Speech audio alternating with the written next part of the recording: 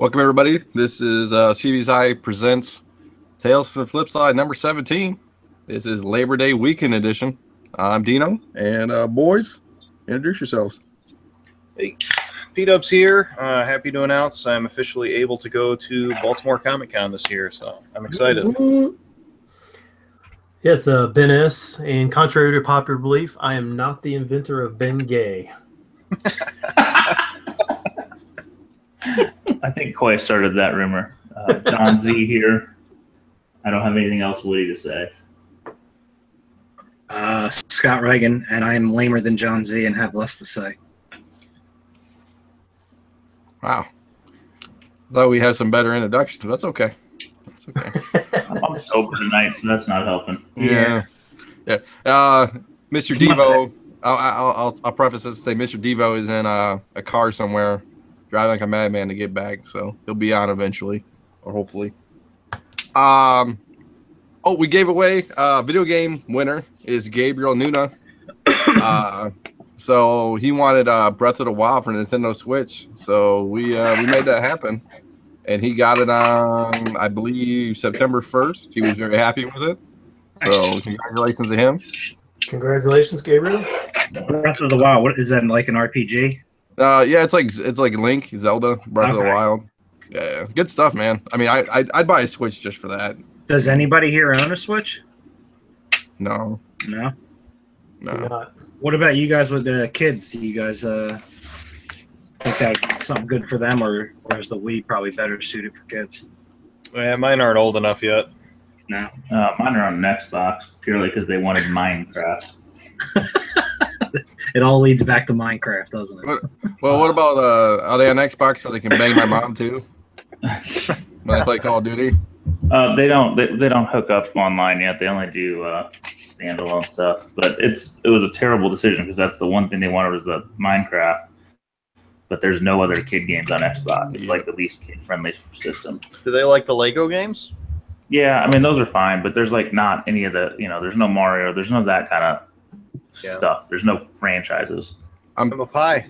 Speaking of video games though, for PS4 for us adults, my boy showed me this cool video. This video game. It's called Days Gone. It's like zombie apocalypse kind of thing.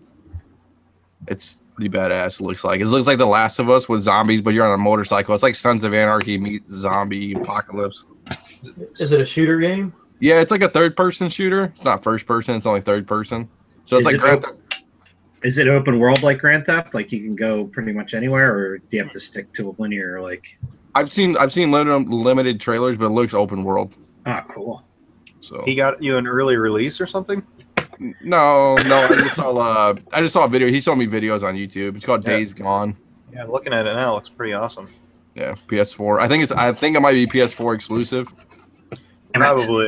It looks similar to The Last of Us. Yep. Which I can't wait for that to come out either. It's gonna be awesome too. I almost bought a PlayStation just to buy that game, or to play that game. Yep, I did. What, Last of Us? Yeah. Dino, you've got the PS4? Yeah. Do you have the VR? No. I'm trying to decide. I'm about ready to cut my cable cord, and if I do, I'm going to buy a PS4 so I can do like the PlayStation View or whatever the TV thing is. Yeah, the view is nice because it's like if you get the $30 package, because I think it has like college sports. Like I know it has Big Ten Network for me because I guess we're in the Big Ten too. So right. Brian Wood was telling me that you don't even need a PlayStation for PlayStation View. You don't. And that he likes it a lot better than even Sling TV. From what I've heard too, my buddy's has a PlayStation View. He loves it. I do the stream thing, so I legally look for streams. I've been doing that. So I watched like the Michigan game on stream. I watched Alabama, Ohio State. It wasn't bad. It just gets choppy like during the beginning of the play, and like it speeds up. And but what are you gonna do? So if you're on the road, you want to watch your team. Yeah, pretty much. I mean, did you get the fight on stream?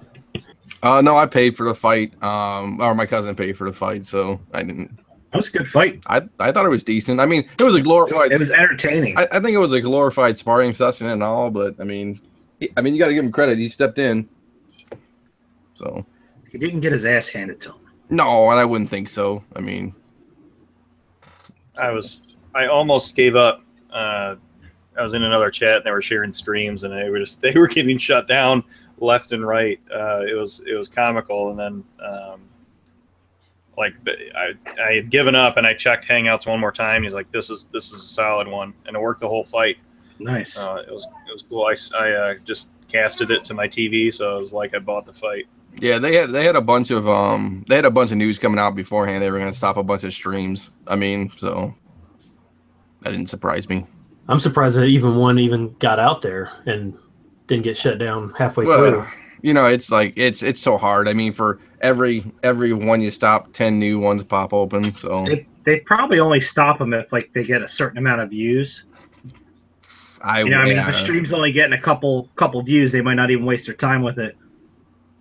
Yeah, maybe. Yeah, I don't know how that all works. I'm sure there's a bunch of computer hacker kids that are just working for Showtime. So the best part of that fight was the fake news story that came out that it was canceled. Yeah, with with little Mel V selfie. That dude was packing heat. did you guys see the coke guy? Did you guys see the news that came out afterwards about the guy doing coke, one of his trainer dudes or whatever? You see that? I saw the picture that looked weird. Oh, it was so funny. Who was this? It's I don't know if it was Conor McGregor's trainer, but he was in the back and he was like then they like showed a video of him or something, and he it looked like he was like taking bumps or something. He was like all like crazy looking. I'm like, yeah, but I mean, I wouldn't doubt if he was doing it, but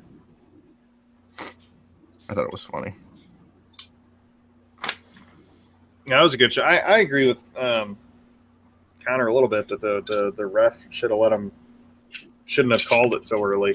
But he came from a world of UFC where you go that far, or boxing. If you haven't taken, how long did he go without even throwing a punch before he called it? A good. Well, it wasn't even that. He wasn't even putting his hands up to defend himself. Right. Yeah. Yeah, I've been drawn. He was able to defend himself. Can refs in boxing call a round early, or is it the bell is the only thing that can end a round besides? Refs can call it early. I mean, he called the fight. They call it over. So he can't call the round like this round is over. No. If the bell rung before he did that, then maybe he's saved, but probably not. Did any of you guys make any wagers on that? No. No, it was like bet $1,000 to win 10 on Floyd. Until the day of the fight or the day before the fight, I thought it was I didn't know it was a boxing match. So I didn't place any money because I didn't know anything about the guys. I thought it was a UFC matchup. Well, I mean, it didn't. Well, and the other thing too is it didn't behoove you to bet on Mayweather because you had to bet so much money to get your money back. It's ridiculous, like $600. Yeah, it's not worth it. He had a lot of people. I heard there was a couple $1 million bets on him though. Yeah, and they won what, $1,000? It seems like they won like maybe 40 grand or something like that. Yeah, I mean, it's not. I think it's like 60 grand or something. Yeah, but I mean, it's a big risk of $1 million to win 40,000. Yeah. Why is the profit so low when you wager? Because Floyd almost had no chance to lose. Oh, gotcha. And he tried to bet on himself too. I read a story of like his son or somebody tried to bet, or either himself tried to bet a bunch of money on him winning. See, I don't have a Anybody problem else with that. hear about that? But they wouldn't let him do a certain amount, or I can't remember the details of the story. But I don't have any problem with you betting on yourself unless it comes out that it was a fixed fight. Yeah, I mean, if you're betting on yourself to win, you should. If you bet on every yourself fighter to should lose. want to win his fight, you know. Maybe it might depend on though. I mean, if he was betting like the number of rounds, I'm going to win in the 10th or win in the 8th or something, because then he might just, just sit there for 6 rounds or something like that. I mean, he did that for the first 3, so I don't care. I know a lot of people say, "Oh yeah, he won those fights," but those rounds, he kind of did. But I mean, Mayweather didn't really throw any punches, so Yeah, he didn't need to. yeah. Speaking of gambling, did you guys see where that was it Liberty beat UNLV or something like that in college football? That if you put $100 down on Liberty, you would have won like 61,000. Yeah, Jesus. I mean, just something absurd. And wasn't the point spread like 42? Yeah, it was the biggest. Yeah, it's the biggest point spread, even past my beloved Michigan Appalachian State. Thank God. But did it really? Oh, I remember that game. Because Michigan Appalachian State was 33. So you guys were like, I remember Michigan fans just being so like, oh man. I mean, you guys shut up for once. It was great because I went to Penn State, so like Michigan. I will say, Scott, though that made the Big Ten look bad for a couple of years. Goodness. It did, but you know what? I'll take it. You know what's funny? Like as a Michigan fan, everybody thinks I'm like I'm a realist Michigan fan. Like I mean, I think we're gonna lose 3 games at least. I mean, I really do. This year I think we're gonna lose 3 games. Really? Yeah, you got Ohio State, you got Wisconsin, and I think we're going to lose to Penn State. The Big Ten's tough this year. Our schedule's not great either. My team played well for the first time in 3 years. So is that Purdue? Great. Yeah. My boy's one of my boys went to Purdue. He's a fanatic. The only thing that came out of Purdue was Drew Brees, though. Oh, dude, he was awesome in college. That's not true. I mean, he's not the only good thing that came out. Besides you, he wasn't awesome. But I mean, we've been playing like shit for 3 years. Like I stopped watching, even turning the games on, let alone going. Hey, welcome to being a Lions fan. Yeah, we were pretty much the Lions of the Big Ten. Yep. So, how do you feel about them giving Stafford $27 million? Yeah. The Lions fan. I mean, the problem is like we don't have. I mean, Matt Stafford's won games for us single-handedly. So I mean, and who else are you gonna get? To replace Matt Stafford is the other question. Like, okay, you don't give him the money. Who's out there? Nobody. Yeah. At least at his caliber. And then the other thing too is like, we have Jake Rudock or like, I heard a lot of people say, we got to wait in the draft and wait for somebody. Like, how many top 10 or even top quarterbacks come out of the draft that actually produce something? I mean, Jamarcus Russell had the greatest pro day ever, and he flopped. I mean, so. Oh, yeah. Remember Ryan Leaf? Ryan Leaf. Yeah, I mean, you can go down the list of, like, every Browns quarterback since, like, 85. Yeah. I mean. For every Peyton Manning, there's, like, 10 fucking Ryan Leafs. Yeah, I mean, it like Dak Prescott is was the man last year, right? I mean, how many Dak Prescotts, Tony Romos, Tom Brady's are out there? Not many. I mean. Where do you guys go to place bets? So if I wanted to place a bet on the Mayweather fight or college football, yada yada. Your local you gotta have a guy, man. Yeah, you gotta drive up to Dino's house. Well, you could do that if you want. I mean, you ain't got a guy, Z? No, I'm just thinking about Paul betting. Like this is the beginning of a Paul's problem here. We're like 6 weeks from the end of this story. You know, Paul. Instead of you betting, you can just give me your money. I mean, it's gonna be the same thing. Right, you know what you do? Give him half the amount of money. Dino will punch you in the face. It'll cost you less, and it'll hurt less. Yeah, when I walk into the biker bars trying to bet on the Mayweather McGregor UFC fight. That would be funny though, because the real does anybody is taking money. Yeah. Does anybody here take bets? Oh God! In Ohio, there is no sports betting. Right? Yeah. It's illegal in Ohio. Hey, don't worry. Come to Michigan, man. It's only an hour. Come to Michigan. Oh, shoot. You guys got casinos up there, don't you? Yeah, we have 3. Yeah, MGM, Greektown, Motor City. So. Oh, we have a casino here in Toledo. Yeah, we drove past it. I've been there twice, I think. The first time, beginner's luck and all that stuff, and then the second time, I was there with my brother, so we were just dicking around. But I don't know. I almost started to sell comics to use and then just take the cash and went and played blackjack, but I didn't go down that path yet. The door's still open. Could happen. Well, I don't know if they allow GoPros in there. But I don't think so. That'd probably be pretty funny. Yeah, Paul just wants to get taken out back or his knees. Walk in and be like, hey, I want to bet on some sports, and I got my camera with me. Oh. Anything to entertain, whether it's on purpose or not. We love it, Paul. We do. We love you, Paul. So what's up with this Nightwing casting? I don't know anything about it. Well, they cast an unknown pretty much, so I don't know. I mean, it's a sort of a big role, I think. They've been talking about this show for years. Is that for the Teen Titans show? Yeah, the streaming one. It's a Brenton Thwaites is who they cast. Is that live action or is it animation? This is the live action one. I mean, I've been hearing about this for a long time. I feel like this is almost like Valiant in a Ninjak show. It's like never gonna happen. Well, no, they were on TNT and then they pulled it from TNT to do their own thing with it. So it's probably better news to a degree, but I don't know that it's going to get. I don't know if there's any spec value. It's more an entertainment because who knows how many people are going to have access to it. Yeah, it's true. I mean, yeah, that's a good point, I guess. I mean, Amazon has the tick, and you're only getting a handful. Oh yeah, I was going to ask you. Did you watch that yet? I'm in the middle of it. I haven't had a lot of time this week, but it's entertaining. But it's even if it was the best show in the world, only so many people watch Amazon Prime. So you add another streaming network, which is going to be like a tertiary one. Who knows who's going to watch it? Yeah, I mean, I've had Amazon Prime for like 10 years, and I never watch anything on Amazon Prime.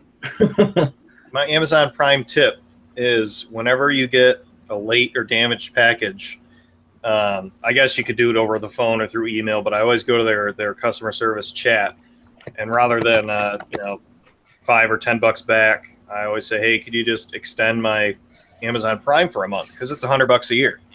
And I got to the point where the person was like, oh yeah, sure, I'll extend it. And then I wait till they say it's done or whatnot. But they came back and they're like, oh, I'm sorry, sir, we've allowed to do the maximum amount of extensions for your Amazon Prime. But I think I got an extra year and a half out of it. That's not bad. I mean, just from shit arriving late or whatever. I got a whole. You know what's funny? I ordered some disc golf sets, and I didn't get like one of the disc golf sets or one of the disc golf things, I guess. And they sent me a whole new set, so I got like twice the amount for the same price for free. It's the best thing customer ever. Service is great. Yeah, I don't get Amazon. I bought a comic once, and it was like completely. Well, that's where your problem started. Yeah, well, I mean, it was cheap. It wasn't expensive, maybe $20. And it got like mangled because obviously they shipped it in a friggin' envelope with nothing. Yeah. So I called them. And they're like, yeah, we'll give you a refund. I'm like, okay, so how do I get this back to them? They're like, oh, don't worry about it. I was like, okay. Yeah, I mean, obviously, don't. I'm not advocating abusing it, but if the opportunity is there and you're due something, go after it. Otherwise, nothing's going to happen. I mean, the worst they can say is no. Usually, even if it. What? Do not buy comics on Amazon. Yes. Yeah. No. You know what? No, that's not fair. It's the same as eBay that it depends. It depends on the shipper, depends on the seller. It's just that their feedback system is nowhere near as good as eBay's. Well, same. I mean, it's every site too because I just bought some books on Reddit, dude, and the dude kind of screwed me. After I told him how to do it too, I was like, just get 2 cardboard things and like sandwich my book so it doesn't move around. Oh, I got you, and yeah, I got it. And I bought a Batman 1 New 52. I mean, it wasn't anything 9.8 to begin with, but I mean, it moved around and got damaged and probably like a 9.0. I mean, I think on Amazon you just got to do your research. If they're a seller with a lot of feedback, you're more safe than if they aren't. Because you'd have to have probably 20 transactions to get any feedback on Amazon. Scott, was that you and me who bought that What If Deadpool? Yeah. We both got the same trade paperback. Yeah, what a fucking bullshit that was. Well, you got to watch the listings. I'll give you that. Anyway, I was going to say is... they had the right picture and everything. They sent... And you know what was funny? My invoice had the book that they sent me.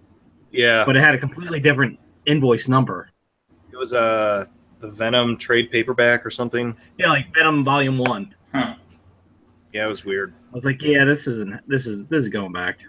Did you just talk right to Amazon, or did you take the long route like me? I went to the seller first. I went to this, yeah, and then they started dicking us around. I eventually got my money back, but I went through all the way to the seller. They knew right away, so they're just like, okay, send it back to us. It was weird. She was like a middleman for a bunch of other sellers. Mm-hmm. It was strange. But anyway, what I was going to say about Amazon if you don't want your month of Prime free if something arrives damaged, I always ask for $10 on my account just a credit, because they usually give you 5, but every now and then they'll give you 10 if you ask. Because if you get $10, you can get 32 count of Pop-Tarts for $5. So. I'm eating some right now. Brown sugar cinnamon right now. Going. Everybody go get one. Why is it that Amazon has not figured out the comic? I mean, because they pretty much own retail at this point. How have they not figured out, I mean, comics section? I mean, you look at it, the number of eBay comic sales. Have any of you sold on Amazon? It's tough. Yeah, I tried to. But it's the same. There's so many options. You could be buying direct from Amazon if it's a trade or something. You could be buying from a seller that sends his stuff to Amazon to ship, or you could be buying from a seller that does it all himself. The other issue is Amazon's policies are less friendly to sellers than eBay's even. Well, and then the thing too is, like, if you send your books into Amazon for them to ship it, it's like, how are they handling it? I mean, they're a big company; they're not really worried about. I mean, you know what I'm saying? Like, yeah, I'd take 20%. Well, but I mean, that's what I'm saying. I mean, you look at MCS or eBay. I mean, they are making huge bank, and I mean, Amazon rules everything right now. And you'd think that they would want to, I mean, just hire a specific section of, hey, we're going to run it just like MCS. I mean, they could buy the volume. They could own every single comic book in the world. I think you want to make a pitch. No, listen, no, they're focusing on groceries and something. I mean, comic books and collectibles is a fucking drop in the bucket for them. They'll let the other fish eat. And it's such a niche market. I mean, for them, it's not worth probably getting into and investing all that time and effort to make a system and all that stuff to get, No, it's not worth it to them. You're just selling on a marketplace built for me. They'll buy MCS or something out one day. Yeah. Yeah, they'll just keep the name. They'll just keep the name MCS and just just take the infrastructure. I mean, they bought Comixology the Comixology. They did. Yeah, the digital service. That's an Amazon company. Well, see, that makes sense for them. Yeah, they've been having good sales too on Marvel. New books, it would make sense. It's just there's just probably not enough money in it for them to be worth it. I don't know. I mean, just when you look at, if you just do comics, I mean, there's hundreds of thousands of listings. I mean, that's a massive market. I wish Amazon would just buy Mile High just so they can redo the website. Oh, Mile High is a disaster. Hey, I will say I spent $100 at Mile High this week, so it is what it is. Yeah, I don't know if it'd be worth it if Amazon knew more about comics, if they'd even want to do that because of the quality of the books and there's too much can go wrong, I would imagine. Yeah, it's just there's not enough market growth for them right now to be worth it. Digitally, though, the Comixology thing, yeah. Yeah, I mean, that's easy. And them selling trades makes a lot of sense. And let's be honest, I'm sure that they've already looked at it. I mean, I'm sure they had a team of people already look at it. And do we really care? I mean, eBay is fine. Yeah, eBay does. Amazon's going to charge us more. I mean, I don't think it's going to do anything any significantly cheaper. Most of the time on Amazon, people are trying to sell for more because they're going for a less experienced market. Yeah. I don't know. Every now and then you get a win on Amazon, though. Yeah. I tried to sell on there a toy that I had, and as a new seller, maybe this is a new seller policy, but they wouldn't let me sell it unless I shipped it to them to be the shipper. So like, well, I can't guarantee the toy's going to sell, so I don't know. I ended up selling it on eBay, but there was no way I could sell it on Amazon without sending it to them. That must be new, or it must be the particular category you were trying to sell in is the other part of it. Maybe, yeah. I don't know how friendly it is to set up as a seller on their site either. It's been probably 3 years since I've sold anything there, but I used it for about a year. It just didn't generate enough income to be worth to list it there. What percentage? Did they take a flat percentage like eBay and PayPal's? I think 13% between the two. There's a percentage. Yeah, it's closer to 20. But they don't charge you on the shipping. Yeah, so Paul, just send it to me and I'll charge you the 20. Then he'll send it to Z. And I'll send it to Z.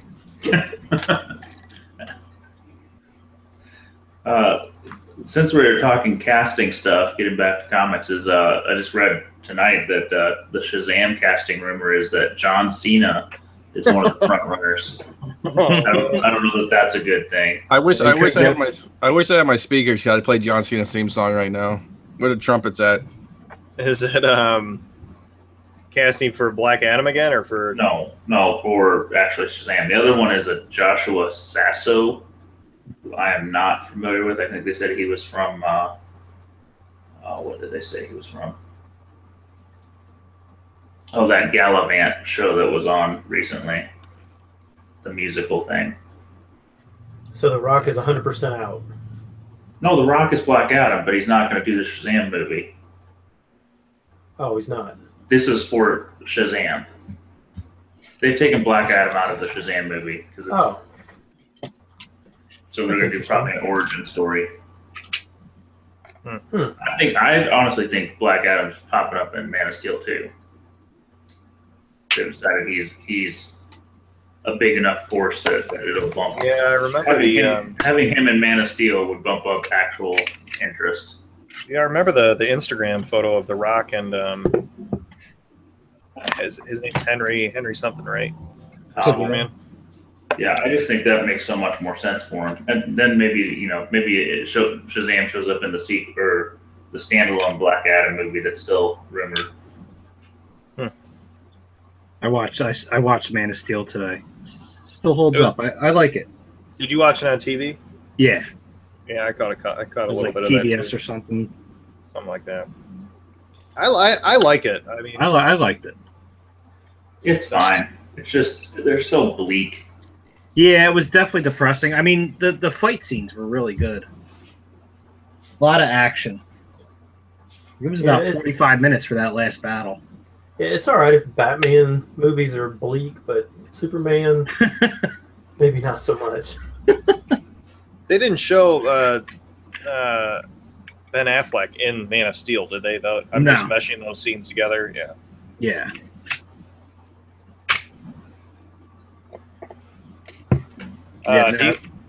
Dina, you want to talk about our charity auction that's CBSI has on our main page? Yeah, we can do that. So it's pinned on the main page, on the Google Plus page.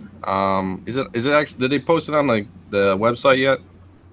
I'm not sure. I don't think I've seen it on the website yet. Okay. So it's exclusively on our Google Plus page. So yeah, we're doing a charity auction. Part of the Hurricane Harvey, I guess, relief fund that JJ Watt's doing. So Mr. Robinson kind of suggested that we do a charity art auction like we always do, and that was the designated winner. So yeah, I don't think there's any theme. I think he said, you could do Harvey, but basically anything. Yes. Whatever you want. It's going to be interesting. I think there's going to be a lot of good pieces. Yeah, if you check the main page, Jared Barber posted some massive, amazing art. Some blanks that he's donating. Yeah, he donated like 9. Yeah, guy's a monster, man. You've seen his previous ones; they are well worth it. He's not a comic pro, but he's pretty damn close. Should be. He should be. He should be. But he does work for a studio, right? Yeah, I believe he does animation or something like that. Yeah. I don't know. I would expect there'll be some actual people in the business donating. I haven't heard any confirmations yet, but I know Yeah, there have been some guys were working on it. I imagine after the weekend we may hear some people that did it.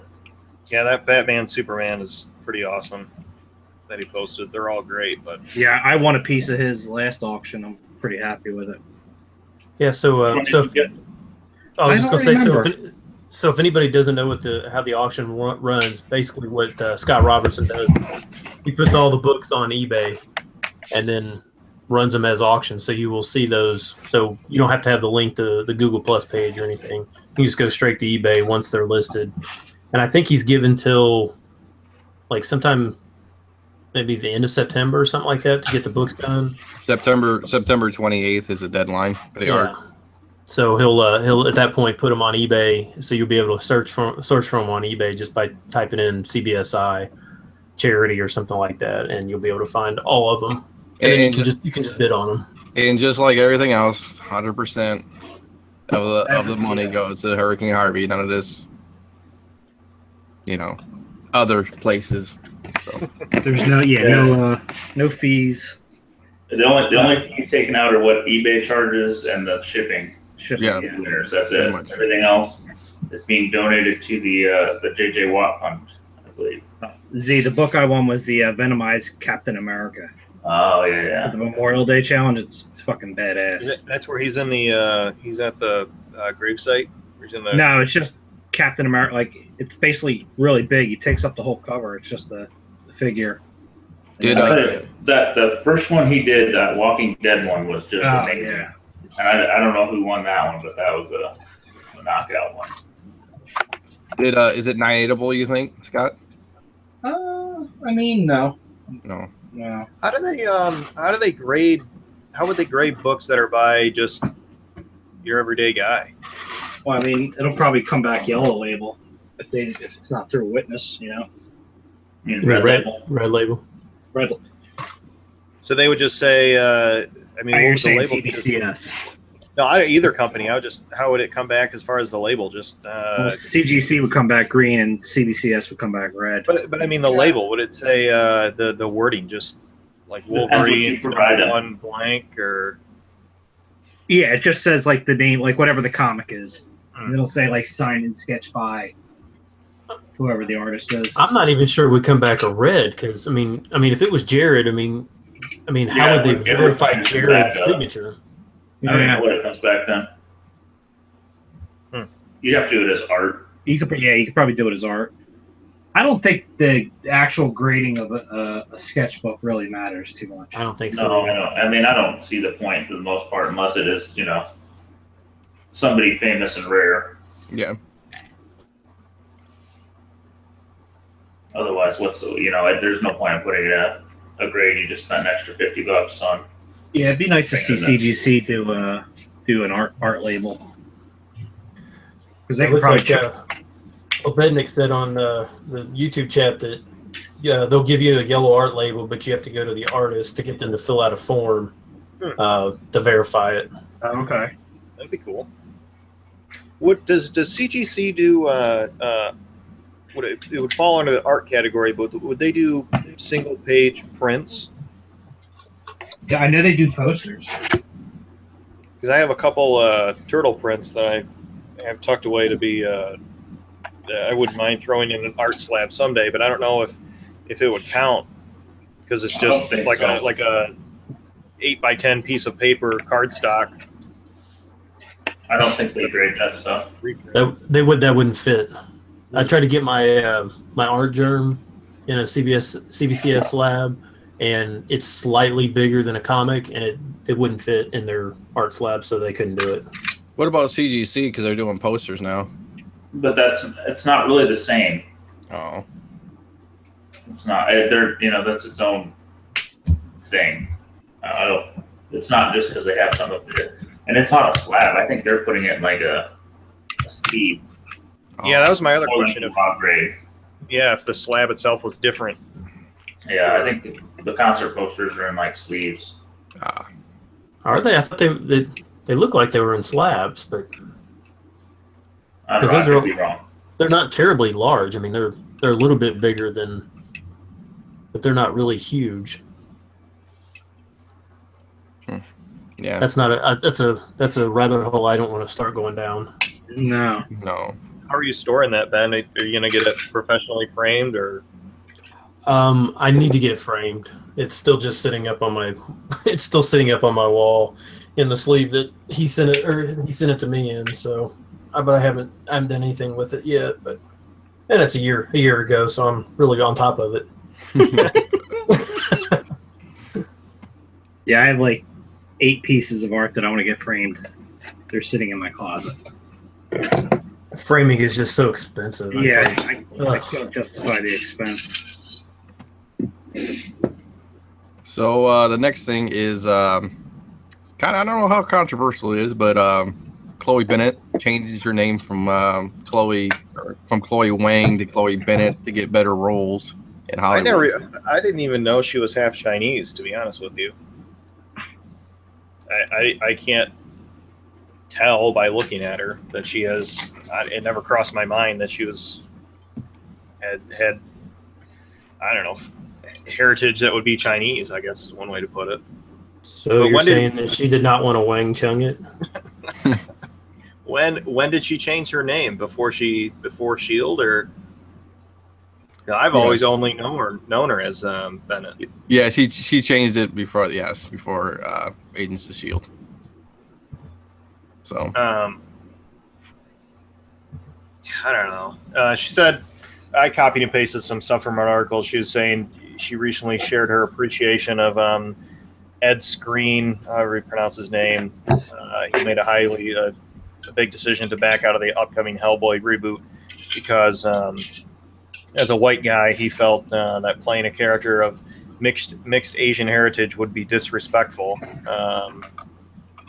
But I guess it was after coming out for her support for his decision that a fan asked why she changed her name from Wang to Bennett. And I don't know. I think in the Hollywood business, it's kind of commonplace to change your name. I mean, Katy Perry isn't Katy Perry. Nick Cage wasn't born Nick Cage. But I think the reason she did it is, I guess, what makes it a little bit more of a eye-catching story. She was quoted as saying, "Changing my last name doesn't change the fact that my blood is half Chinese. Lived in China. She speaks Mandarin. So she was raised culturally as both an American and Chinese." But she wrote another comment that has since been deleted. Basically, she said, "It means I had to pay my rent, and Hollywood is racist and wouldn't cast me with a last name that made them uncomfortable." And then she followed, so that was deleted. And then her other comment was, "I'm doing everything I can with the platform I have to make sure no one has to change their name again, just so they can get work," which sounds like a cop out. If she wanted to do that, she should have kept her name. Right, exactly. Like, don't be like, "Oh, well, I'm doing it, so nobody else has to do it." It's like, well, no. If you do it, then the next person's gonna feel like they have to do it. I mean, look at Whoopi Goldberg. I mean, her last name isn't Goldberg. I mean, it just happens. Yeah. I mean, someone on the chat. That sounds about normal for Hollywood. That they like to they claim that they don't believe one way, but they do something completely opposite of what they say. So that sounds about right. That they're inclusive and racist, or not racist, but yet they do things that are completely exclusive and racist. But I mean, it's like it's like a job interview anywhere else. You gotta make yourself stand out, kind of. I guess. Yeah, I don't know. I feel like in this day and age, I feel like she could do better with the Wang name than Bennett. So Adam in the chat was saying that apparently she was a famous pop singer in China. If you Google Chloe Bennett pop star, I guess maybe that's where she got her beginning. So she was Chloe Bennett in China before coming? No, she was Chloe Wang. Sorry. Okay. But I don't know. It's just the whole thing is silly. I had to change my name so I could do it, but now I'm doing it so no one else will have to do it. Whatever. I'm gonna change my name for the podcast. What are you gonna be? I don't know yet. I'll think of something. Yeah, I'd probably have to change my name if I went to Hollywood too. Well, you would get cast in a certain kind of movie with your last name. Yeah, He'd be the new Galifianakis. that'd be something. Yeah, but, that's a great leather couch you guys have here. It's really sturdy. It's really sturdy. You get this. I sink right in. Oh shit. Go ahead. No, you go ahead. I was just gonna move to the next point. Yeah, do it up. Ant-Man's new costume, I guess, is going to be revealed in Avengers 4. But I had underneath that. I don't know if you guys saw the pictures. It probably doesn't matter much, but they changed the Wasp's costume from gold to black. I didn't have a problem with it, I guess. The old costume would look lame. Yeah, and I think Devo was saying, movie-wise, like when you have gold like that, it's hard in hell to not be like, you know, you're stretching it like 97 inches. You know, it's hard to detract from it being big glow, you know, gold spot in the middle of the screen the whole time. All the movies and shows have kind of tweaked costumes a little bit. Every now and then you'll see a homage to the original, like in Iron Fist and stuff like that. But it doesn't matter to me. I mean, it's cool. It's cool he's getting a costume. You know, the Wasp costume's getting updated, I guess. I mean, does it look similar to what the new Wasp costume is in the comics? No, the new one in the comics, wasn't it still red or had some red in it? I don't know. I can't. I'm trying to think. The narrow one was black and gold. I just put it in the Hangout chat there. Oh. When's Avengers 4 coming out? Is that the Infinity War one? Part 2. Oh, it's Ant-Man and the Wasp. Oh, maybe. Yeah, it says July 6, 2018, I guess. Yeah, for the Ant-Man movie though. Yeah, for the Ant-Man movie. Yeah. Okay. Yeah, Ant-Man and the Wasp is the title of Ant-Man 2. Ah. And then I don't know Avengers 4. I have no idea. Okay, so yeah, here we go. Yeah, I posted a new link. I don't know, what does it say? Untitled Avengers film, May 3rd, 2019. And then Infinity War is May 4th, 2018. And I don't know how much the spoiler is. Lily has confirmed that Hope will appear in Avengers 4, but not Infinity War. So Avengers Infinity War isn't number 4. It's 3. Yeah, sorry. So, you guys see the Rotten Tomatoes score for Inhumans? No. No. 0. I think they got 0. Holy shit. Reviews have been bad. I mean, Marvel's Iron Fist got a 17. I mean, Defenders got a 75. That's not terrible. I mean, so if you look at the site right now, the show has a 0% rating. Yeah, it looks like there's 11 ratings and they're all rotten.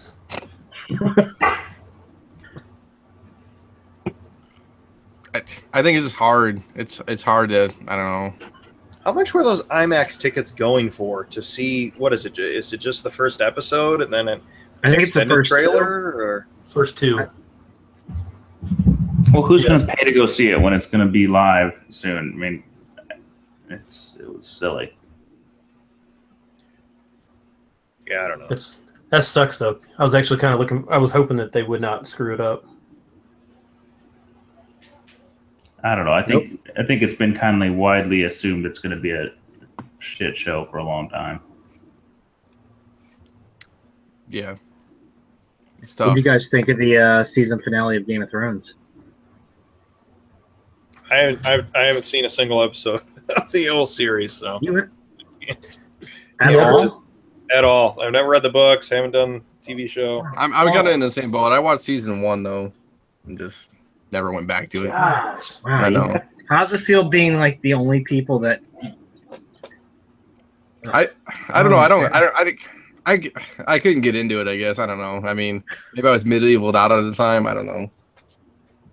And like fantasy stuff. I don't know. Lord of the Rings got you down. Maybe I didn't even watch all Lord of the Rings. Like my cousin's huge into Lord of the Rings, but he doesn't watch Game of Thrones. But I don't know. Game of Thrones is better than Lord of the Rings. Definitely. Oh, I bet it is. Well, it's more expansive because it's. I mean, obviously, if they'd have taken Lord of the Rings and made it into 7 seasons, that might be a different thing. But the problem is, I have friends who are like they've read all the books, they've watched all the shows, they're on every forum on the planet, so it's like it gets overwhelming. Lord of the Rings is a tough read. Yeah. No, I meant Game of Thrones. They're like on. No, I'm just saying, Lord of the Rings is reading that is tough. Yeah. So wordy. Yeah. Well, you know, it's funny. He reads a lot of Star Wars stuff too. So I mean, that's he's into fantasy stuff. I just laugh at Martin's, like, just.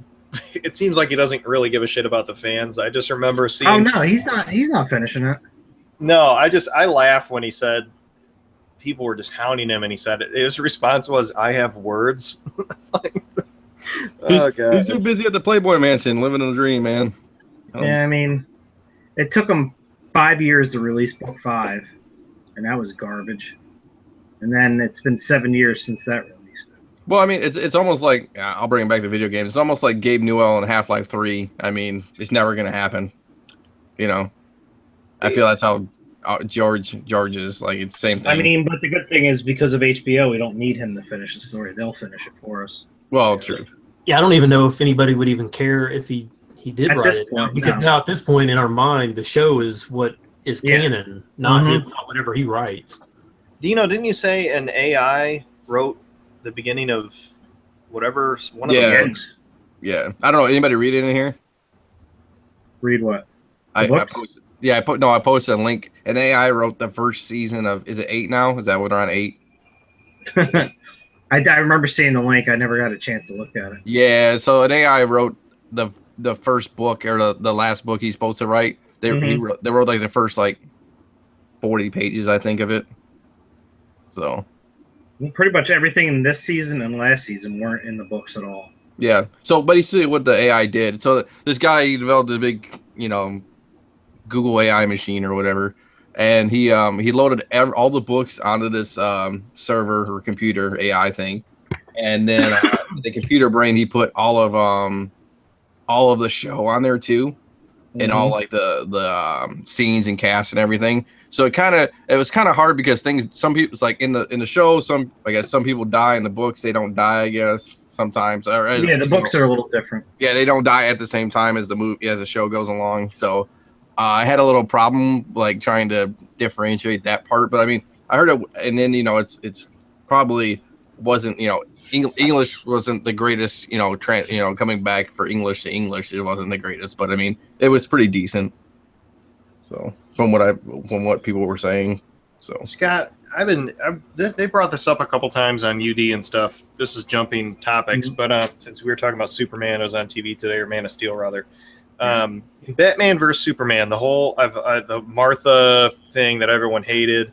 Everyone always assumes it's just because the name was the same and blah blah blah. I heard, I've been meaning to bring this up for a long time, but I read somewhere that it wasn't the fact that her name was Martha. Like that was just totally beside the point.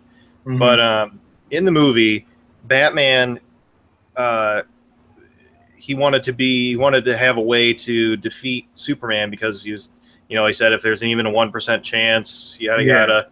But anyway, what I was reading is that the reason that scene stopped the fight is because when he said save Martha, it showed to Batman that Superman had the ability to love a human and to have, to be able to, as his last act, save a human. So that's what stopped the fight, not that the name was the same. But I mean, that's very logical. I mean, I could see that.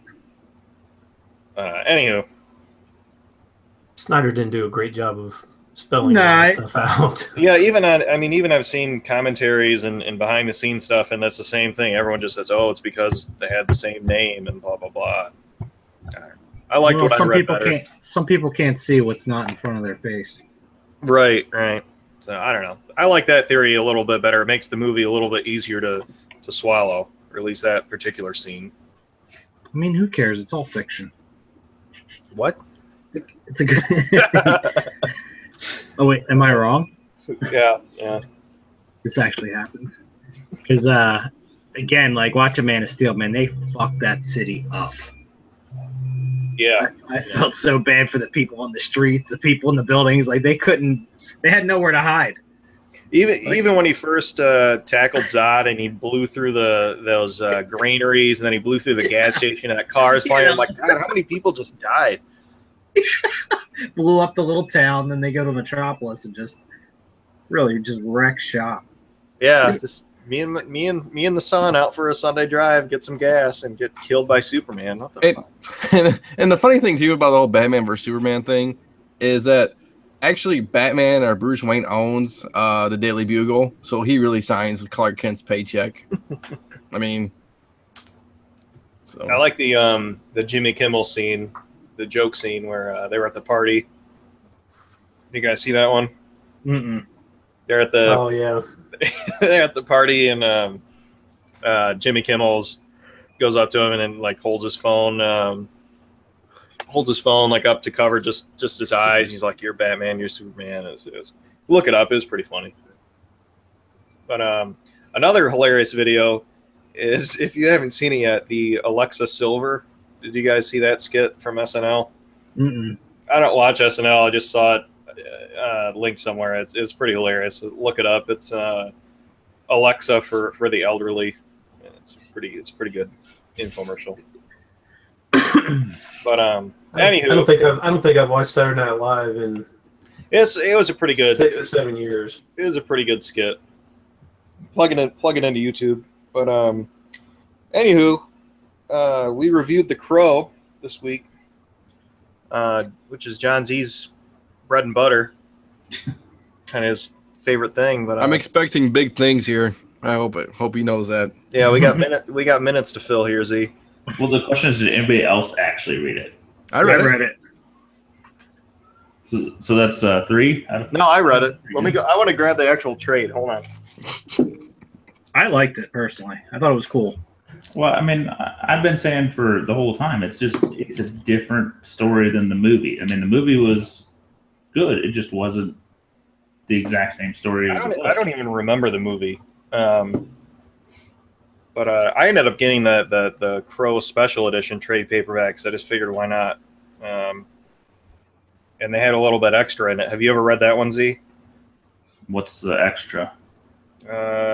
Pulling out here, it had just a couple extra scenes at the end. I don't know. I've read the trade paperback. I don't know if it's what edition, but the whole thing, the whole story was in bits and pieces across lots of different things. So, there's the Caliber Presents has the first story, which is kind of the first thing you read in the trade. And then there's the Crow 1, 2, 3, and 4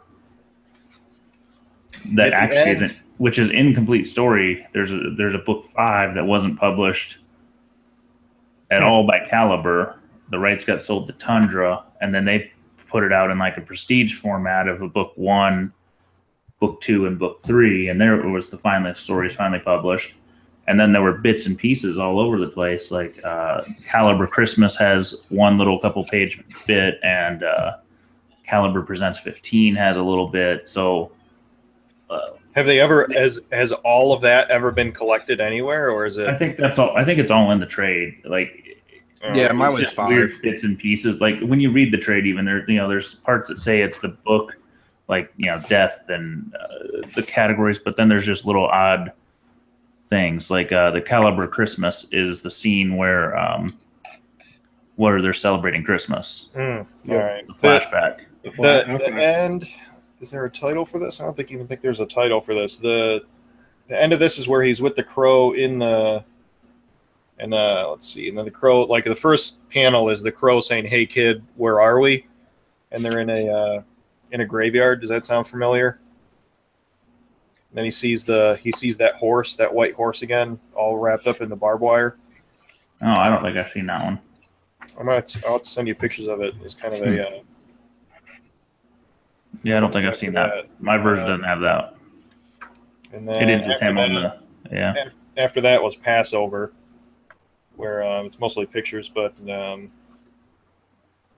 it was him. It was him sitting at him and Shelley's gravestones, and then it's them kissing, and then it was the end. Are any of the actual trade paperbacks even? I mean, are they collectible? I mean, are they short printed or anything like the regular issues? Not the trades per se. Well, they're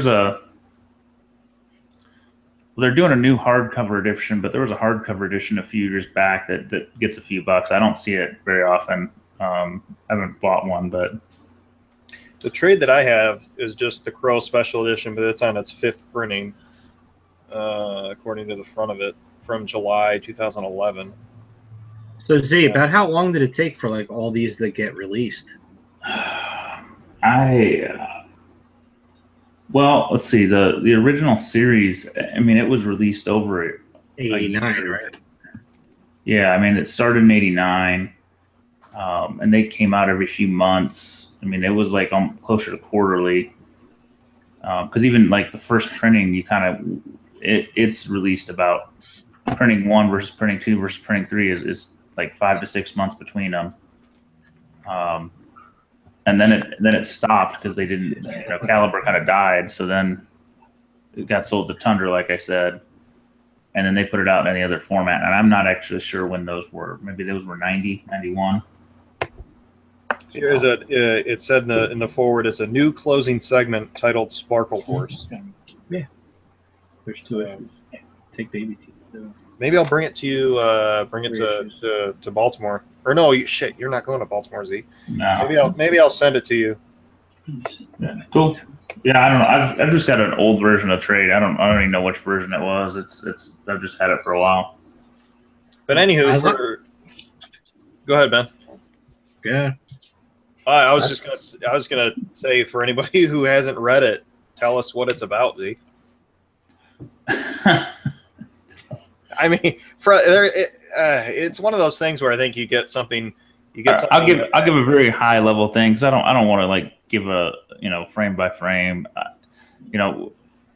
If you haven't seen the movie or read it, then I don't even know where to start. But it's a story of revenge on a guy who's basically lost everything and comes back to life on the power of the crow, which has a lot of semblance of death and revival and revenge in history. So he pulled from some of that, and basically he goes to take out the gang or the bad guys that had killed him and his fiancée. Some of the wording's pretty cryptic. Like, it just doesn't make sense to some of my brain. I mean, so James O'Barr, he wrote this to kind of get over the loss of his own fiancée. I mean, they went into that in the beginning, and so he went through some pretty heavy shit to be inspired to write this. Yeah, that makes sense. I mean, it was pretty heavy. The whole.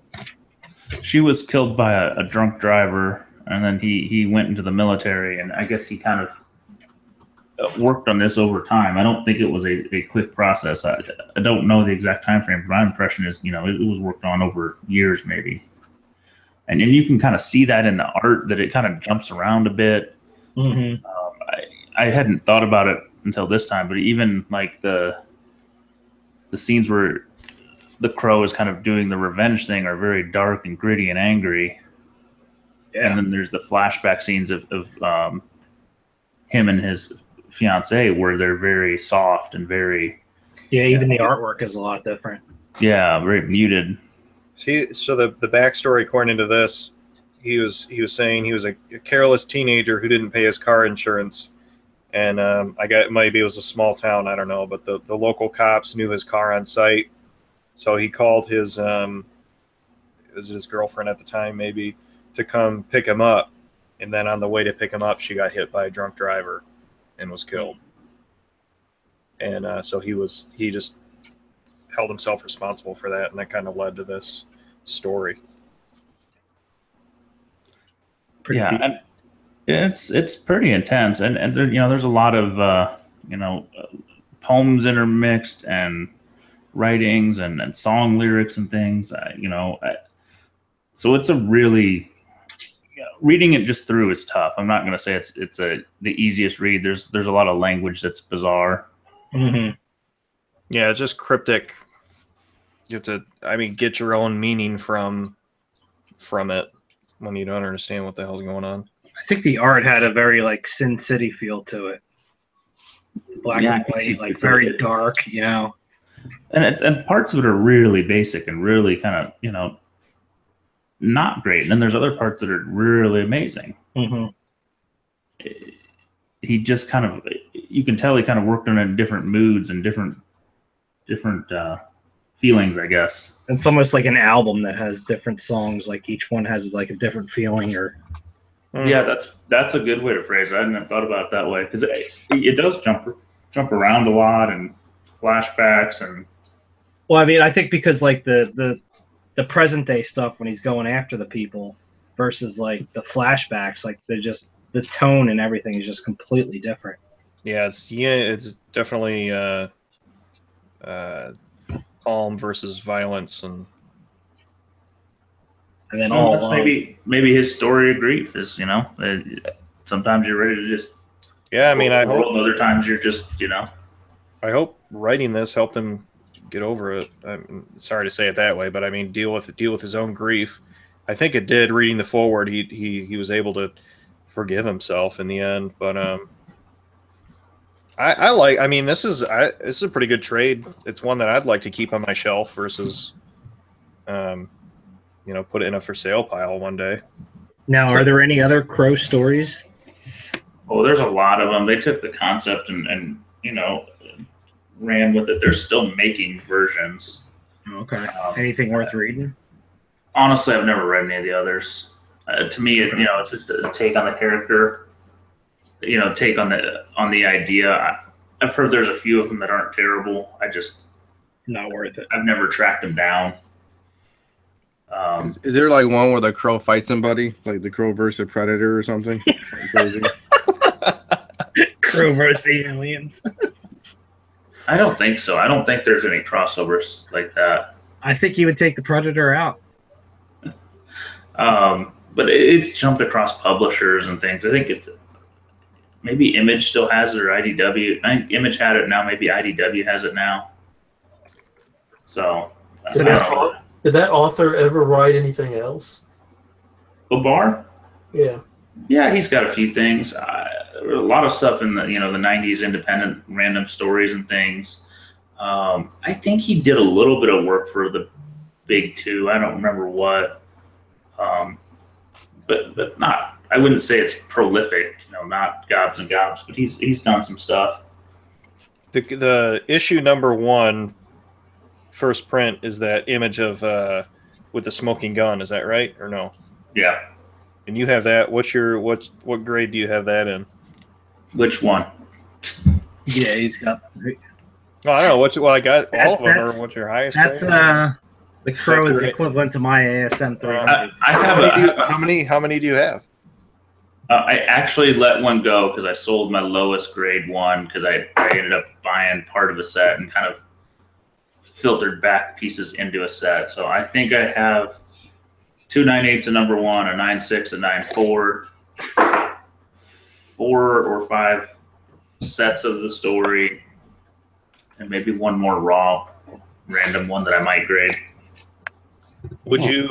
What's if it went ASM 300 like a price wise like stuff did for Scott? Is there any of those that you just would never sell? I bought 2 9/8 for that purpose, so that if it does go nuts, then I don't have to force myself into making that decision. Sell one, keep one. Yeah, I don't know. I bought that one in Indy for a pretty good deal, but it's got that signature on it, so I don't know that I love that. So I bought another one because it came up the other day and I had money in my PayPal. Nice. It's come up a lot. I never have money for, it's not a cheap book. I think it's like usually $1,200 to $1,300. Yeah, there's one on eBay right now for $1,600 or best offer. Yeah. David Thompson asked on the YouTube chat. He was asking, would you recommend this for, new comic readers, or would you been able to do you have to have been able to read comics before giving them this story? I don't think so. It's a standalone story, so that's kind of a plus. It's definitely a niche read. It's not for everybody. Like Saga is its own kind of thing that it would be hard for probably if you handed it to an 18-year-old to try and read. They don't the connections to the music and the time period would be tough for them, I think. But I think if you were getting an older person, us? Yeah, if you had somebody, in their 30s, 40s trying to get into comics, it wouldn't be a terrible read. I think it's a connection to a time period a little bit more, though. Yeah, I agree. It reminded me of my older brother a little bit. He's I think he's almost 40, maybe 38. But I could definitely tell it was from his teens ish, or his era, I guess is another way to put it. Yeah, and there's been a lot of debate on whether they should remake the movie and do another one. In case you didn't know, there were 4 Crow movies. 4? What? 4. There was the original Brandon Lee. There was a second one, which was City of Angels. I don't even remember what the third one was, and the fourth one. Jesus. 3 and 4 were complete garbage. But 4 had Edward Furlong of Terminator 2 fame as the Crow, and David Boreanaz from Angel and Bones as the bad guy, and it was absolute dog shit. Go on. So they kind of, they were terrible, terrible, terrible movies. So they drove that franchise into the ground, and I think that's why there was a lot of time where O'Barr didn't want to do anything with it, because Hollywood kind of bastardized his creation. Well, and I think that's something to say too, because it's like when somebody shouts something so personal to somebody, you know what I'm saying? Like, I think it probably has a lot to do with it too, probably. And I don't think he hated the original, but I think there were some things he was frustrated that they changed. Because if you look at the original movie, the whole Devil's Night and the supernatural aspect of the bad guys, it was a little bit more supernatural versus supernatural instead of the story in the book, which is, his character is supernatural, but the bad guys are purely just bad guys. Yeah. Did they ever reprint this 1 through 5 in color? Oh, blasphemy! No. Yeah, I know. I'm looking at it now. Walking Dead, they've done a couple of those in color, but it's just not the same. No, I don't think there would be any point to it. Most of the sketches are really basic, and a lot of black and white, a lot of contrast. I guess there's not a lot of color that you could add. Yeah, he uses negative space really well. Yeah, and I'm not going to say it's the greatest art of all time, but it's just unique. Yeah, I like it. You can see the feelings in it. Yeah, I like the art. I do see what you mean by some of the basicness, but usually, I read one of the first big sagas I read was Ultimate X-Men, the what is it, 1 through 9, the hardcovers, and getting into a story, and then you flip the next page because it's in a collected setting like that, and all of a sudden the art completely changes. It actually really turned me off. But I don't know. I didn't get that feeling at all from reading this. How many years did you say it was from number 1 till he finished number 5? I don't know that I'm not sure how this went, whether he wasn't done or it just didn't get released. Oh, okay. I don't know if it was one where he was working on it, got the first issue published, and was pushing, or if it was just he had the story mostly done, and the publisher couldn't get it out in a timely basis. Yeah. I don't know that timeline, but I know it was released really slow, and you can almost tell he worked on it slow because it was probably therapeutic to him. that was the He point. didn't want to rush it, but yeah, I think I'll have to send this to you unless you want to buy your own copy, Z. But I think this special edition has a lot to offer. I'll check it out. I didn't even know there was one. I've been looking at the hardcover, but I have a hard time dropping $100 on it. Is that the price for the pre-order? Yeah, it's through that. What's the company that does the foils? The foil variants of the cons.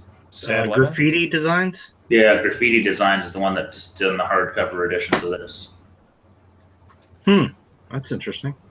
You know what? I take it back. You asked about the color. The only time I've seen any of this art in color is some of the covers that were used on the Tundra books are in color. Like there's 7 cover sketches, and I think all the original 4 from Caliber were all black and white, but some of them reused in the Tundra as covers were color. And then you guys know I'm crazy, and I've been buying some of the foreign variants. There's a German set that they colorized the cover, and it's different.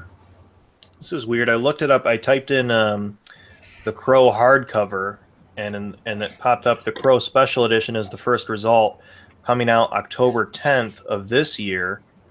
But then it had the paperback in there under the used. So I wonder if I wonder what they're adding, if anything. I doubt anything, but I know there was a hardcover from a few years back that I think was also probably Graffiti Design, because I've seen it pop up now and again.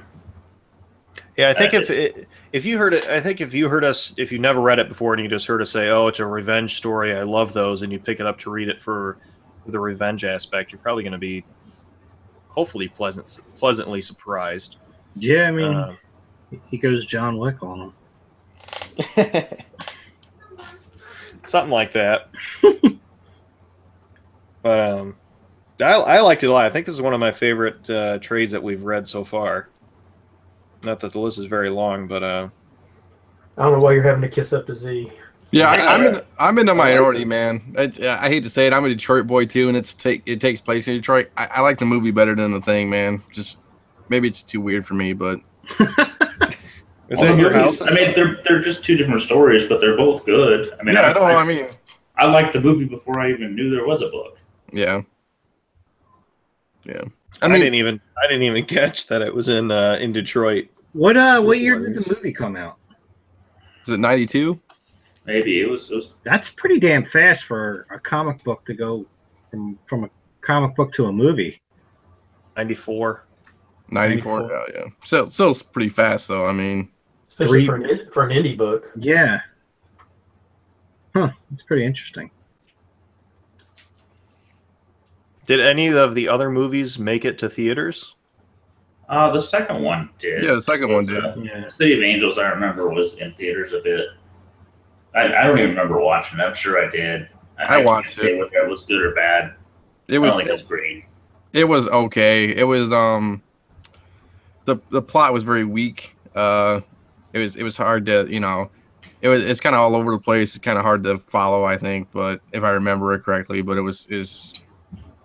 it felt rushed, Oh, sorry, because I was looking up the movie. It reminded me. Obar also kind of had to relive his past when Brandon Lee died on set, so he had to relive the guilt of that. So he kind of got a double whammy on that over time. That was pretty. That was fucked up. Yeah, they just switched. It was just a bullet, blanks and real bullets swapped. Is that the long story short? It was an accident. Or somebody fucked up, really. Yeah. But was it an accident? Because I don't think honestly, I don't think his family thought it. I don't know. Was it really an accident? Did they come out and say it finally was an accident? Was there controversy behind it that it couldn't have been? Yeah, I mean, there was an investigation, I think. I think it was realistically carelessness more than anything. I mean, I'm not trying to say whoever did it, but it wasn't like. But I'm just saying because didn't Bruce Lee die on set too? Yes, I think the same way. Yeah, so I mean. Dave Thompson was saying the Lee curse. Yeah, the Lee curse. Yeah. So is that part of? Well, his father died making a film, so yeah.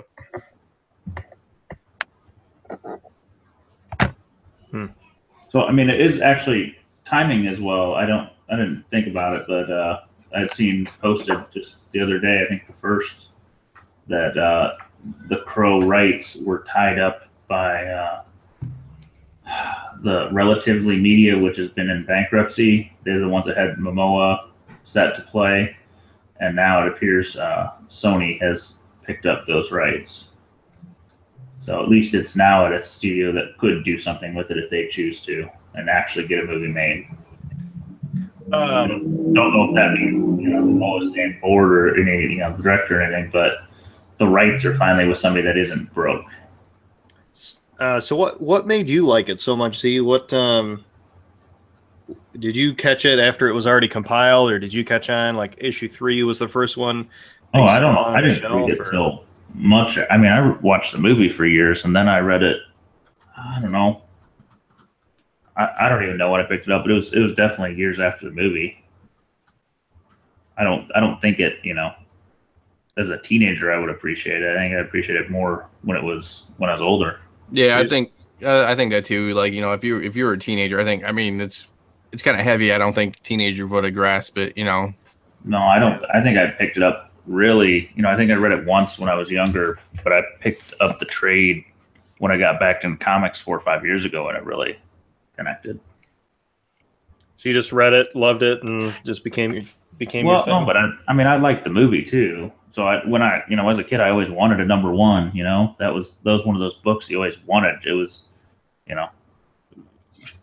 Scott wanted ASM 300s, a Crow one. Like I had never seen one when I was collecting as a kid, let alone How rare is that book? I think first print estimates are about 10,000, 8 to 10. And that black cover, so I mean. Yeah. How many 9/8 are on the census? Oh, I don't know. I haven't checked in a while. I think it's. I want to say near 40 or 50, but I could be wrong. I was going to say probably under 100. It's under 100. This is pretty low. Who signed your other number 1? Who signed it? Mm-hmm. Oh, the case was signed by Obar. I didn't do it. I bought it that way. Wait. You bought it slab. They signed the actual case. Yeah, they signed the slab. Oh, see, yeah. Whenever I bring that up, people laugh at me. Yeah, I wouldn't have done it though. It just was, but I got to because he bought it already like that, Paul. I thought it was. He didn't go out and like he didn't go out and like hunt him down and say sign my slab. So cool enough to buy. Well, I'm sure because the price is $400 under market. Yeah, I'm sure Z got it for a very good deal. Why don't you just get some Goog on and most of the guys in the group here contributed to that purchase because I got it before the account even opened. So I'm like, guys, I need cash right now. Yeah, it was funny. We all right. How much did you give me? How much did you give me? Yes. And Z, do you think the long term the Crow 1 or the Caliber Presents is the better book? I don't know. Caliber's been gaining a little ground, but for a while, I mean, it was just so underpriced it didn't make sense. But it's been catching up. Like a Crow 1 seems to float around 12 to 14 for a 9.8. The Caliber floats closer to 750, I think. Z, now, is that just an ad in that, or is that an actual story in the Caliber Presents? There's a bit of a story. I gotta run downstairs and say goodnight to my daughters. Z, talk about whatever, but tell your USPS story if you guys run out of topics, and then I'll tell my Paul's problem when I get back. All right, so first print Crow number 1. It appears there's only 21 9/8. Wow. Blue label and 7 signature. Wow. That seems lower than I thought it was. Yeah, that's definitely low. And then there's you have 2 of them. Yeah, 60 total 9/6s. There's some qualifieds in there. Okay. But the census is really, there's only 220 on the census, ranging from the 9/8 to 5.5. But if you kind of just look at the real grades, you know, you got 29 9/8, 69 6s, and 62 9/4s, and then everything after that's kind of garbage. I'm kind of disappointed. I thought you'd pump and dump this more. No, he wants to buy more first. I know. I have less than I could. I usually buy them. I'll sell my lowest graded ones once in a while. Like I razzed a 9.4 a while back because I had gotten another 9.6. 9.4, measly 9.4. I don't. Yeah, measly. I'm moving from quantity to quality. Yes. Nothing wrong with that. Caliber percents just to see what's on the census. So okay, there's about double. There are 52 caliber percent 9 on census. So that may be why the price is significantly different. It's probably a little easier with that cover. Is not the back cover is black, but the front is a little more forgiving. Wasn't there one on Indy? The one year we went, me and you went. Was that Bone? Oh, I don't know. I thought it was an Indy. I think there was an Indy one there. I don't know. The Crow, the one I bought this year, was the same one that I stared at last year. That there was a Bone 9.4 next to all day. Yeah, maybe that's the one I was thinking about. So I don't know. I actually just sold my Bone one that I got last year.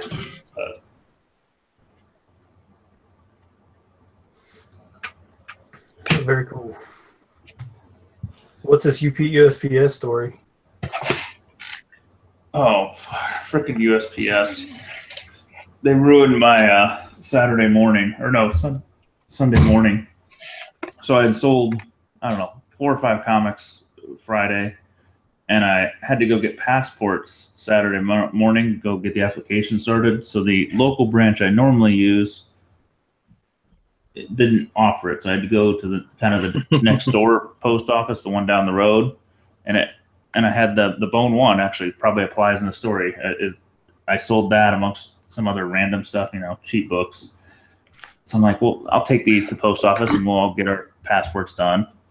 Set them on the counter, and you know, they take them and move on. That night, about 8 o'clock, I get a message from the guy that bought the Bone one going, "What the F, man? It shows picked up in Fishers," which is the town next door. And I'm like, what?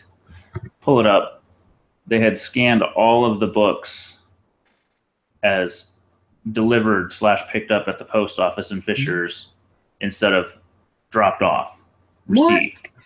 Every single one of them. So over the course of the next 12, 14 hours, I'm getting cases opened and messages going, what the hell is going on? I'm like, fuck. Some dipshit scanned something wrong, because my brother's a postal worker, so I'm asking him, like, is this even possible? He goes, they're postal workers. Anything's possible, man. So, I mean, like, I've got cases being opened on like $6 books. I'm like, seriously, guys, I'm gonna screw you over on this.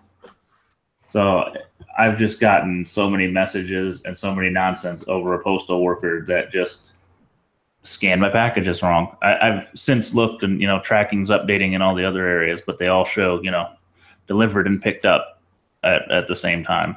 You know, Mike did it. I mean, yeah. But yeah, I'm like, I've never seen such a thing happen. But man, that doesn't surprise me. No, it doesn't. That's a normal day. You sure you're not Paul? They didn't mistake you? It does sound like a Paul story, doesn't it? It does. Except Paul usually causes some of his own drama. The only mistake I made was just not going to my normal post office. Well, you couldn't. I no. Usually I'll put them in the mailbox for the lady just to pick up. But when it was a significant book, I chose to, I think it's safer to get it scanned at the post office. Yeah. Meanwhile, eBay is about to shut your shit down. Oh God, I'm sitting there staring at my screen. It's like on hold payment. I'm like, seriously? And the guy with the the bone one is cool. It's like, all right, I got you. The guy with a $9 book opened a case. I'm like, seriously, Dude, man. that's why you can't sell cheap shit on eBay. It's not worth it. It makes my head hurt. But it's not fucking worth it. It's not. But I'm sitting there staring at long boxes full of $8 and $9 books. That if I don't do this, what am I doing with them? We're in the same boat. MCS. Yep, that's what we do. They don't take a lot of them. I've looked. I went through the list. They're like, we're not taking this issue currently. And what are they going to give you? 50 cents? Yeah, I'm like. Sometimes they give you good money. Yeah, some of them. I ran through a lot of it, but it's a lot of duplicates and spec that's not prime anymore. Or why don't you get on Craigslist? Just list that shit on Craigslist. I don't want to. When I get to the end and it's just the stuff I can't sell, then I'm going to Craigslist it for cheap per box. But I just made a conscious decision this month and last month that I'm going to list as much as I can, use my store as much as I can, and get that out of there. And I've been turning it into some better books and see where it goes. But I just don't need all that volume of crud. Mm-hmm. Yeah. I made a Craigslist ad for a bunch of my fluff. Yeah, how'd that go? I got a couple bites. I've just been busy. This guy wants to come see it this week, so we'll see. They're not all full, but it's, I don't know, 1, 2, 3, 4, it's like 6 short boxes and 3 longs or something like that. Just what'd you put it at? Like $350. See what offers come in. Yeah, that's prepare for a false problem in 2 weeks. I can feel it already. Man. He wanted me to put him on his truck to see him better, and then he drove off. You're just not going to get any money out of them, so it's like I don't want to give up the good stuff I can get cash out of. No, I looked through the stuff, and I pulled a few books out, and then the rest I forgot about the My Comic Shop option, but just the time. I mean, with a family, the time to put in to go through it and check a list, and it's just easier to just get all those boxes out of here and then go from there. Oh, I get it. I was hating myself. I told you guys I packaged up 19 freaking orders tonight. That's the other price. 2 hours. Yeah, like 19 orders at $10 a piece profit. But again, I don't want to give them away, so I'm just going to do it, and it sucks, but by the end of the year, they'll all be gone, or they won't have sold, and I'll have junked them out. Why don't you sell them in lots? Like I do some of that. I mean, I'm lotting up things that make sense and multiple copy things and some of that. I just find the people that are spending under $10 for a comic on eBay tend to be the most pickiest buyers. Yes. Oh, they are.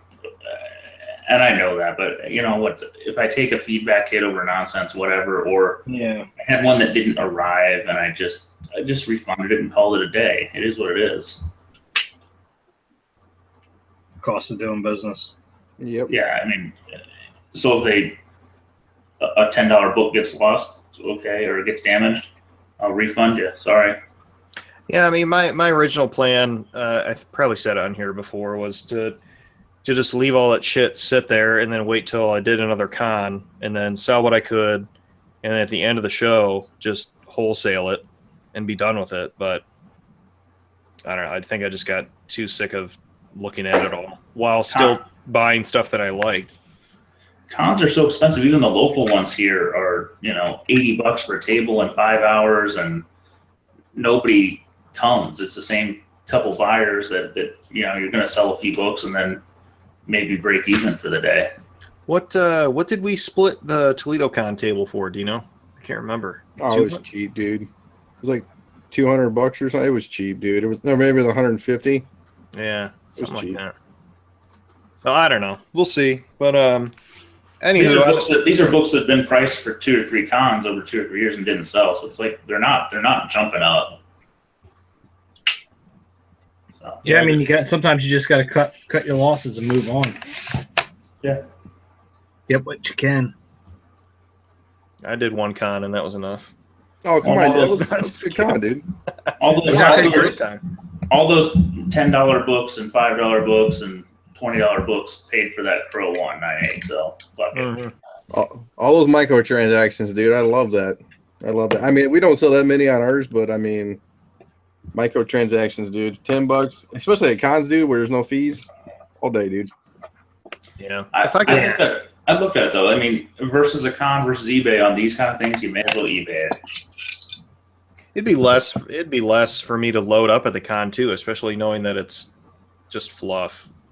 But I don't know. We'll see. I like the way you say fluff, Paul. It's my future Hollywood profession with this last name. Fluff. Paul the Fluffer Weeder. All Weeder Fluffer. That's great. Oh. Hello, this is Dr. Fraser Crane. I'm listening. This Paul's problem wore me out. I think it was a Friday. They all wear us out. This one. So I had I at the beginning of every week, I just go to the grocery store, I get some lunch meat and a loaf of bread and yada yada. I just make my lunch throughout the week. And I used to put it in our break room fridge, but then it was just getting in the way of other people's shit and our community outreach events.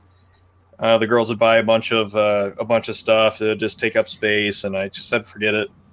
I'll just buy a little mini fridge for my cubicle. It slides under my desk, no problem. No one ever questioned me about it. There wasn't any policy against having food and whatnot in your cubicle. So I had it for almost a year, almost a full 365, and I decided on one boring afternoon when there was, I don't know, 3 people in the office or something, that I would de-ice it. So I unplugged it. I left the door open for a little while. Then I was bored, so I was like, oh, I'll just start chipping away at the ice to help this along. And so I'm chipping away at the ice with a screwdriver and a hammer, and it's going great. No, it's going fine. Big chunks were coming off, and a couple of my coworkers were laughing at me like, what are you doing? I'm like, I'm just bored. And then it was pretty quiet, and all of a sudden, I went a little too deep, and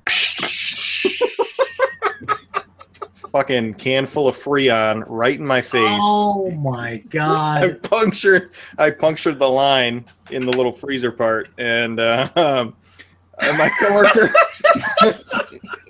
my one coworker was like, "What was that?" And I stood up a little bit dizzy, and it's a little bit cloudy around my cubicle. I was like, "I just broke my refrigerator. No big deal." Like, oh my god! And she just walked away, and I was like, God, fucking, of course. So that was actually just the beginning of this saga of the mini fridge, because it was like 2:00 in the afternoon, and there was nothing going on except me destroying my own stuff. And so I'm like, well, I'll just run out and get another one, just because I Googled it, and I'm not the first person to do it, but you can't fix it. It's more expensive to fix it than it would be to just buy a new one. So I like how you say, I'm not the first person to Google. Yeah. So I was just SOL.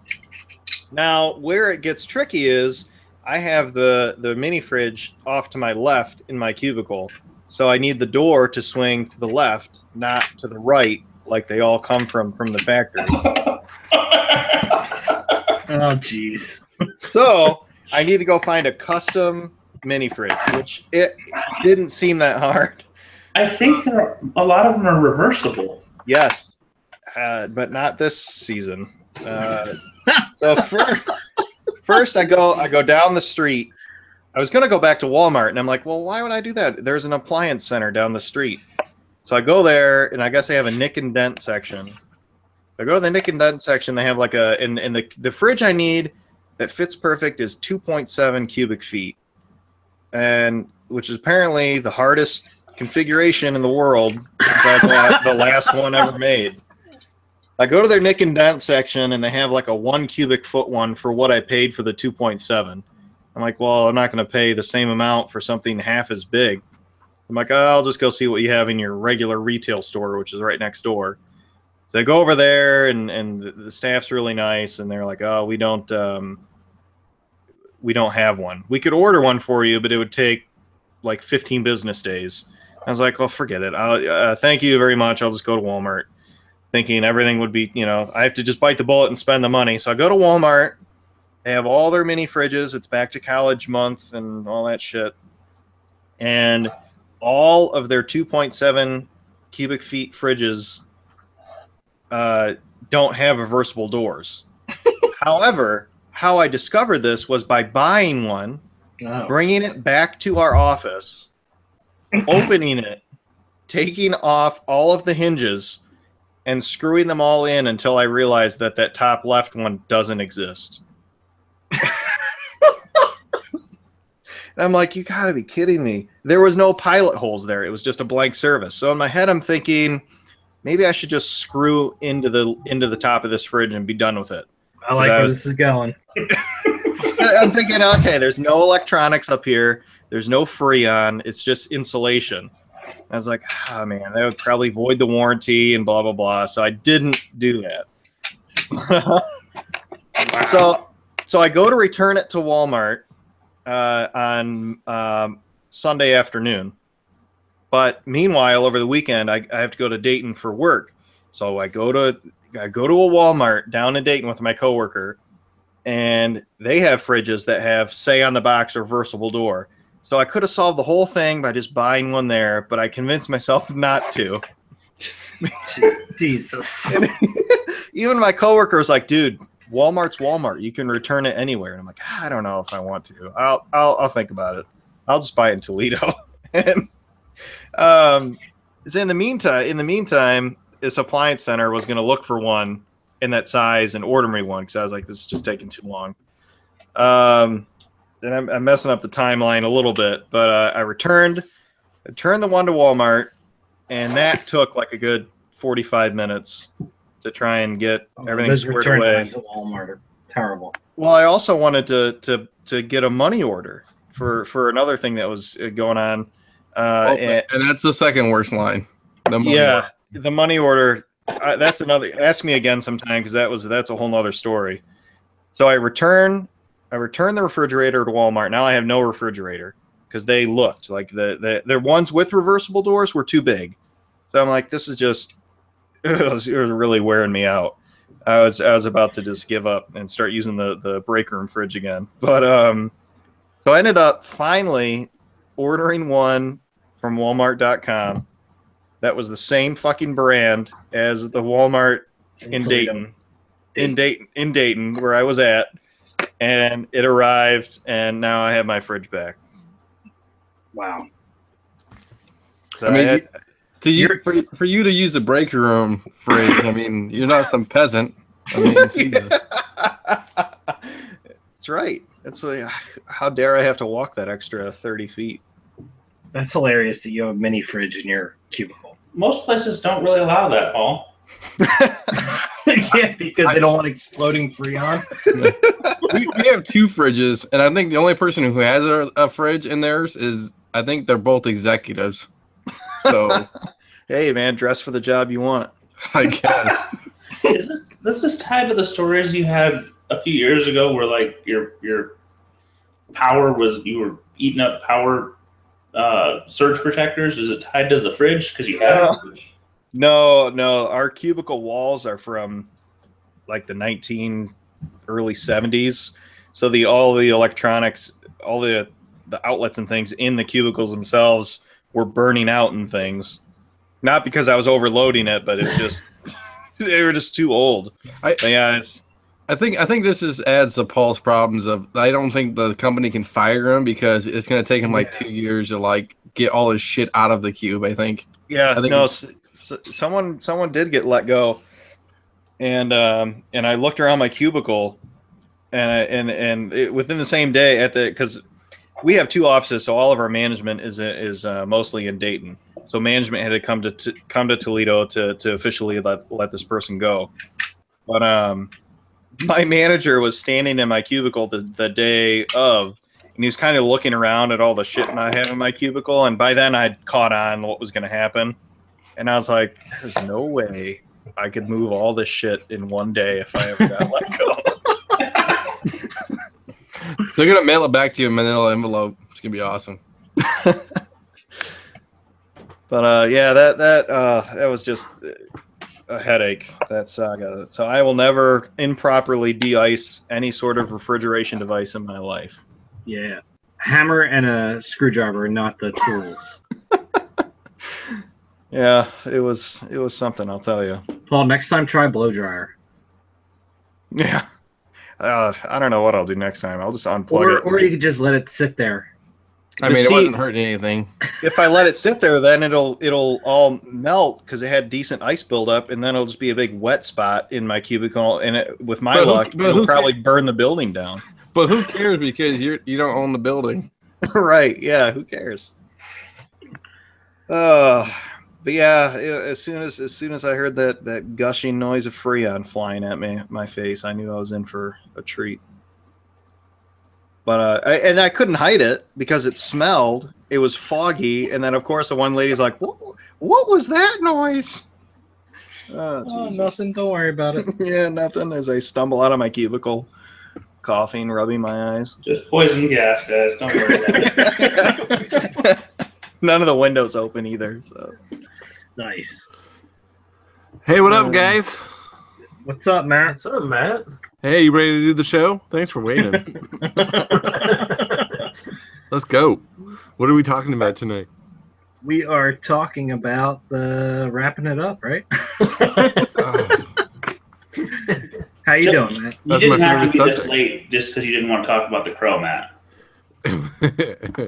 It's gonna be good. Have you ever read it? I haven't read it yet. I know it's floating around. I need to get a copy. Actually, my boss has a copy, so I need to check it out. It is 9 o'clock California time, so you're on time according to you. See, yeah, perfect. You're actually an hour early.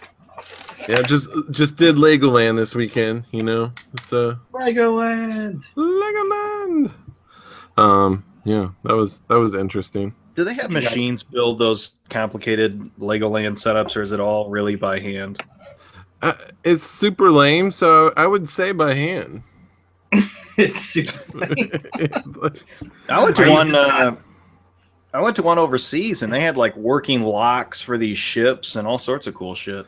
Well, I mean, there's a lot of cool stuff there, but you can tell, like, if you compare it to like Disney, everything's like pristine and perfect, and you can tell that stuff is running down. Like they have these little mini villages, and there's like you can press buttons for every city and make things activate, and only about 10% of them worked.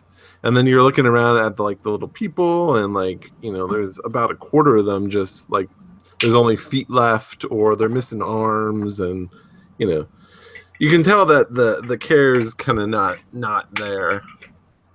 And it doesn't look like they've updated. Like, you would think there would be a whole park or a whole section devoted to the Lego movie or the Batman Lego movie, or, you know, based on their IP.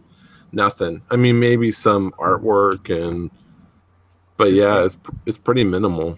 It's because Legos are expensive as hell. Yeah, I mean, I'm sure it takes a lot of time. I'm sure they don't have. I mean, the park was jumping, and we stayed at the hotel, and that was packed. So I'm sure they do well, but where that money's going, I don't know. So if it was so lame, how'd you turn it into a 2-day event if you had to stay at the hotel? Well, I mean, it was good. The hotel was fun. I mean, it was a good trip. It's definitely, you know, it's a park for kids. Where I think Disney, like, we can all have fun, you know, and there's a lot of nostalgia connected to that. You know, there's. So what are you saying? There's no bars in Legoland? Actually, it was pretty funny. There's one in the hotel because it's right in front of the entrance. In the hotel, there's a bar, and then a whole section, like a playground section, where your kids can, like, there's like a big giant tub of Legos, and you look over, there's just all these parents just like tired from the day, with beer and wine and just it's not terrible. Like there's ways to have fun, but it's just it's a lot of walking.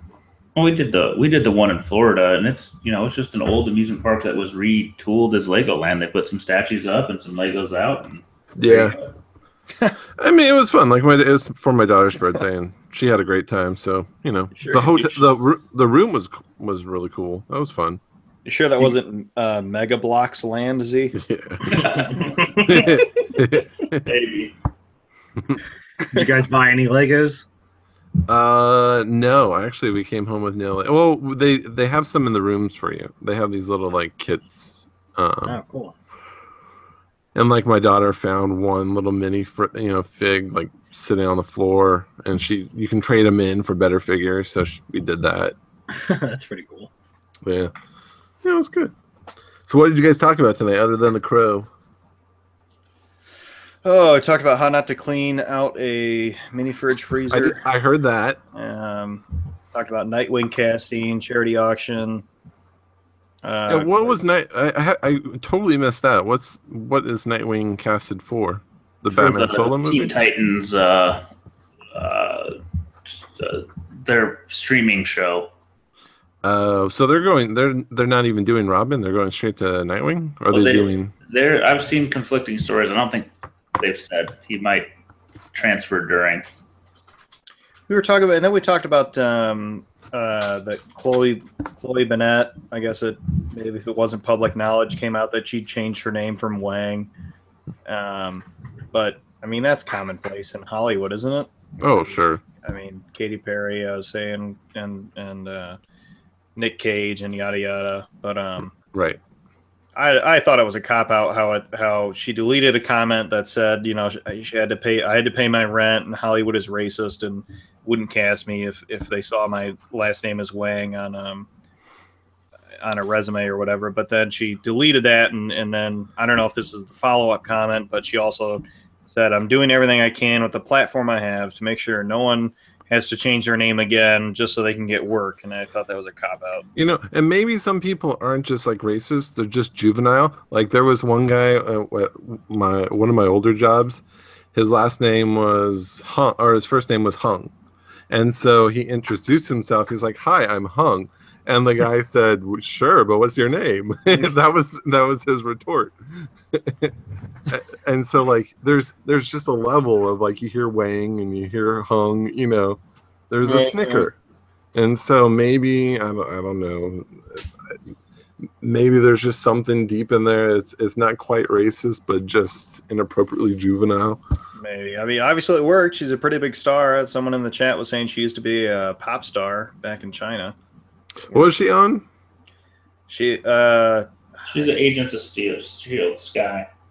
Oh. Yeah, I guess I never connected. I never even knew she was. I never even knew she was Chinese. But anywho, we're just basically repeating topics. But since you were in the show business, I mean, it's not that big of a deal. I think they just made it into a into a racist deal because I guess it came out she was supporting the guy who left Hellboy reboot because he said as a white guy I can't play a guy with mixed Asian heritage, and then someone commented, "Well, Chloe, you changed your last name, blah blah blah." Right.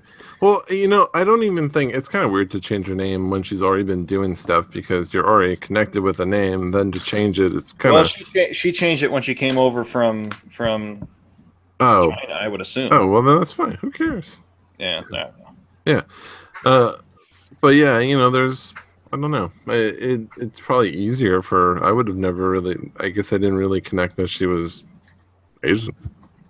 Yeah, me neither. I mean, I guess it makes sense. Who knows? That's Hollywood. That's a Trey rant on Unpressables waiting to happen. That is true. Right. I mean, it's their choice. A lot of people do whatever they can to get in. They change their appearance, change their. Yeah, I couldn't do Hollywood with my last name. I was saying earlier. So it's funny because Hollywood's supposed to be so liberal and accepting. They would have changed you to Cockholder.